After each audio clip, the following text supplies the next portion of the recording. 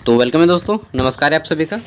चलिए शुरू करते हैं आज का टॉपिक। एंड इस वीडियो में हम लोग बात करने वाले हैं किसके बारे में, एईसी इंग्लिश, ठीक है, कंपोजिशन के बारे में। और यह आपका कोल्हान यूनिवर्सिटी चाईबासा में पूछा गया एक पेपर है। एईसी इंग्लिश आप किसी भी यूनिवर्सिटी में हो काम देगा, लेकिन विशेष रूप से कोल्हान यूनिवर्सिटी का है, ठीक है। सेट 1 में पूछा गया पेपर है, बाकी जिनका भी सेट 2 एंड सेट 3 होगा सबके लिए इम्पोर्टेंट हो जाता है। क्यों? क्योंकि आपके क्वेश्चन भी इसी टाइप से आएंगे, ठीक है। और लक अच्छा रहा तो डायरेक्टली यहीं से एक दो क्वेश्चन भी मैच कर जाएंगे, ठीक है। एग्जाम 2024 में हुआ है, 23 को काट दीजिए। फुल मार्क्स से 50, क्वालिफाई करने के लिए 20 नंबर लाना होगा। टाइमिंग 2 घंटा मिलेगा, ठीक है। चलिए देखते हैं क्वेश्चन किस टाइप से आया है। तो सबसे पहले बात कि पेपर जो है आपका 2 भागों में बांटा गया है, group A and group B. Group A रहेगा आपका 1 मार्क्स वाले 5, ठीक है। और ग्रुप बी रहेगा 15 मार्क्स वाले, जिसका आंसर आपको करना पड़ेगा रिटर्न। हालांकि दोनों का रिटर्न करना है, लेकिन इसका आंसर आपको डायरेक्टली 1 वर्ड में भी दे सकते हैं या फिर 1 सेंटेंस में। पहला क्वेश्चन है यहाँ पे, उससे पहले डायरेक्शन दिया गया है कि answer the following questions in 1 sentence और 1 वर्ड, ठीक है। अपने प्रश्न का उत्तर जो है एक शब्द या एक वाक्य में दें। पहला क्वेश्चन है कि use reading as a noun, ठीक है, and verb both in 2 separate sentence. तो आपको 2 अलग अलग वाक्यों में पढ़ना, यानी कि रीडिंग जो ये हमारा वर्ब है इसका यूज करना है नाउन और वर्ब के रूप में, ठीक है। तो बोल सकते हैं कि मिस्टर मिस या mister is reading a book, ठीक है, and reading is necessary for all the students, ठीक है। इस तरह से आप लोग सेंटेंस बना सकते हैं। नेक्स्ट है हमारा यहाँ पे क्वेश्चन नंबर 2। इसमें पूछा गया है कि form a sentence using an adverb of manner, ठीक है। तो मैनर का यूज करना है और यहाँ पे आपको सेंटेंस बनाना है एडवर्ब ऑफ मैनर, ठीक है।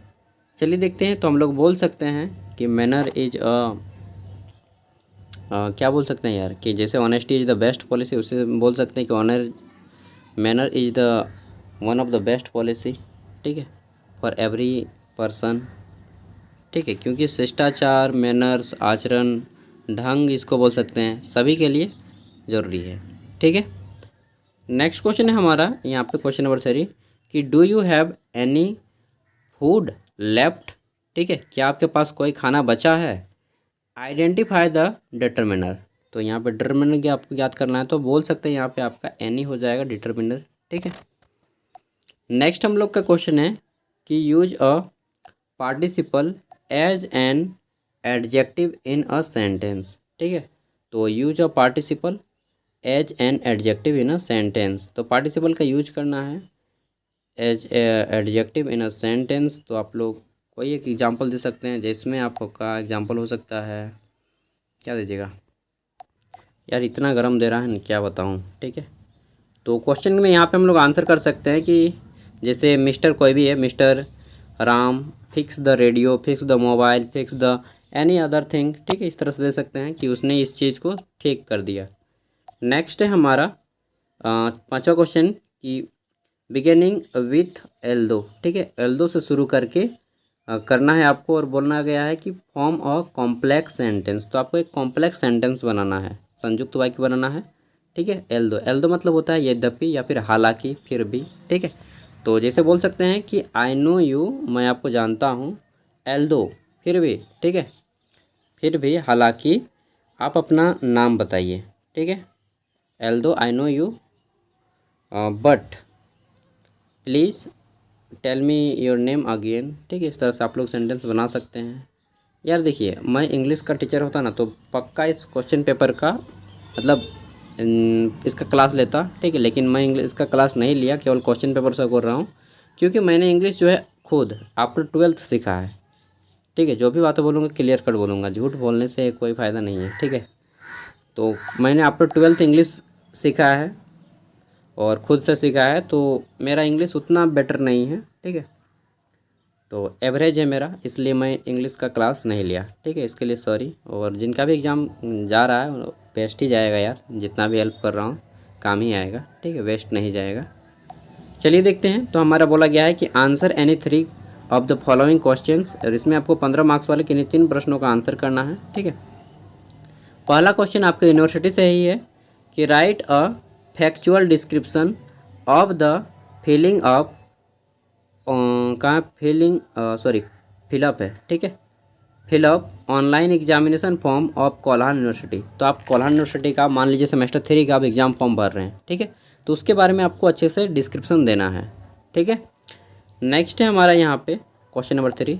इसमें पूछा गया है कि राइट और नोटिस, एक नोटिस लिखना है, ठीक है, किसके बारे में, फॉर द डिबेट कंपटीशन करना है आपको ऑफ योर कॉलेज। तो आपके अपने कॉलेज में प्रतिद्वंद्विता में वाद विवाद करना है, सॉरी यार प्रतियोगिता में, ठीक है, तो प्रतियोगिता में वाद विवाद करना है, इसके बारे में आपको एक नोटिस लिखना है।